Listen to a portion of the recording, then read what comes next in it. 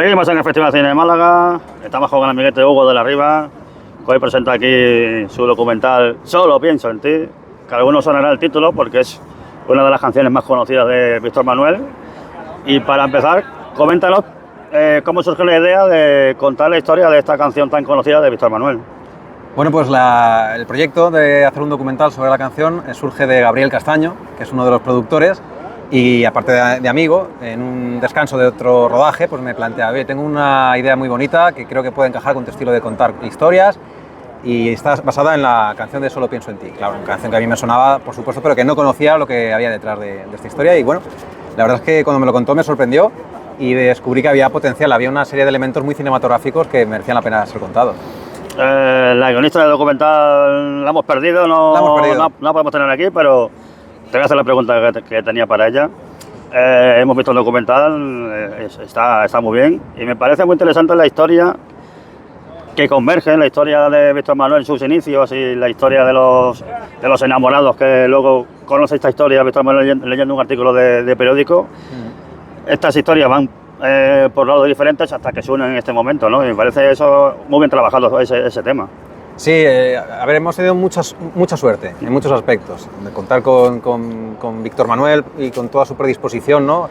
Ha sido brutal. Con el centro también, con Promi, con Antonio y con Mariluz, con un equipo extraordinario. Pero bueno, yo también una cosa que destaco de todo este proceso ha sido que creo que cuando íbamos escarbando, el documental iba creciendo, íbamos encontrando cada vez más personajes, con más trama, con más giro. Tuvimos a Ana Liébana, que es la guionista del documental, aparte de cineasta, y se le ocurrió la idea de hacerlo en tramas paralelas que se cruzaban, que iban y venían, y que conseguían que no fuesen dos documentales en uno, sino que fuese un único documental que te lleve y que te trae hasta un punto en el que las historias se fusionan y comprendes perfectamente cómo ese momento en el que se cruzan hace que todo cobre un nuevo sentido. Además, gracias también a este documental, que al principio se puede pensar que solo es un documental musical, pero no es solo esto. También se conoce una parte de la historia de España que está un poco olvidada, ¿no? Del final de la dictadura, el comienzo de la democracia, de lo mal que vivían ante los discapacitados. Recordemos que antes las familias cuando tenían un discapacitado pues lo encerraban en casa, no se lo educaba bien. Entonces esto también está muy bien tratado en tu documental, ¿no?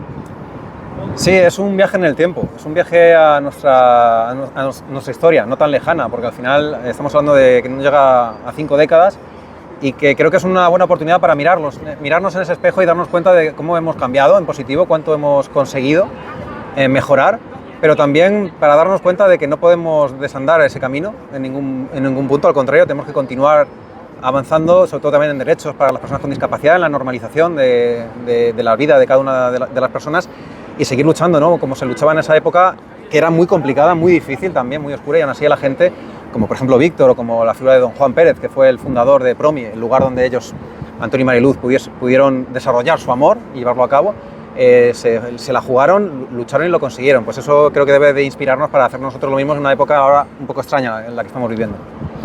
Como emeritense que soy, me hace especial ilusión que una parte del documental se haya rodado en el Teatro Romano de Mérida, donde Víctor Manuel ofreció un concierto inolvidable.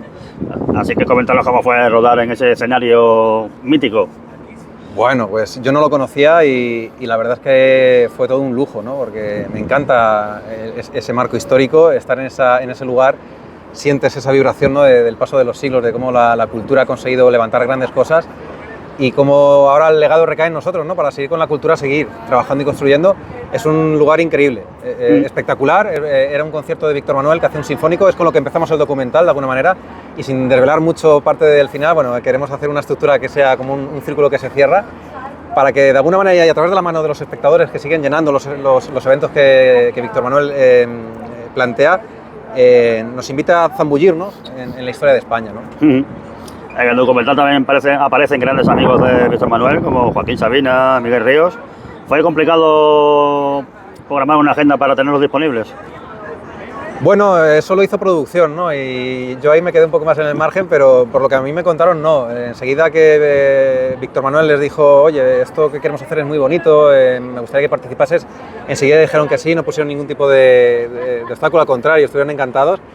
Para mí, en el plano personal, ha sido una experiencia brutal conocer a leyendas de la música, del periodismo, de la interpretación, ¿no? Que han querido formar parte de este documental. Y luego en el plano personal, gente encantadora, encantadora. O sea, echar el ratillo con ellos es, por un lado sientes que estás con leyendas, pero por otro lado ves que son muy humanos. Háblanos, ¿durante cuánto tiempo rodaste el documental y cómo fue el proceso de montaje? Bueno, pues el documental se rodó relativamente rápido. Hubo un acontecimiento que sí que nos forzó a anticipar un poco todo, una cuestión interna que se cuenta en el documental y que es importante porque habla del lugar en el que todo tiene transcurso y de cómo en ese momento ese lugar tiene que cambiar, tiene que modificarse. Pero realmente lo habíamos hecho en un tiempo yo creo que muy corto. El montaje ha sido más complejo, diría, que casi que el rodaje, porque organizar toda esa información, todo ese volumen de información era complicado, pero bueno, hemos tenido grandes montadores, de la tierra además, que van a estar también en el preestreno. Y nada, contentos con el resultado y a ver ahora qué opina la gente, ¿no?